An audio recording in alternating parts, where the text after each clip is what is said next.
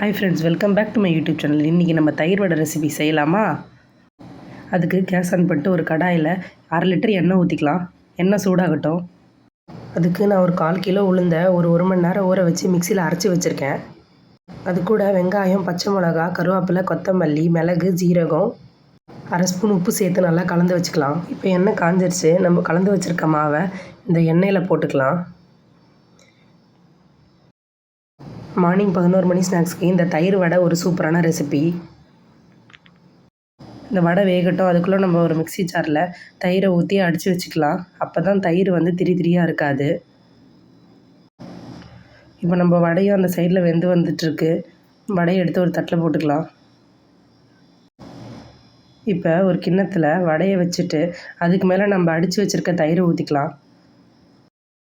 இப்போ அதுக்கு மேலே கேரட்டு, கொத்தமல்லி, காரா பூந்தி அது மேலே போட்டு நல்லா வடை ஊறட்டும். அதுக்கப்புறம் சாப்பிட்டிங்கன்னா டேஸ்ட்டு வேறு லெவலில் இருக்கும். யார் யாருக்கெல்லாம் தயிர் வடை பிடிக்குமோ அவங்க கமெண்ட்ஸில் சொல்லுங்கள். இந்த வீடியோ உங்களுக்கு பிடிச்சிருந்தா லைக் பண்ணுங்கள், ஷேர் பண்ணுங்கள், கமெண்ட் பண்ணுங்கள்.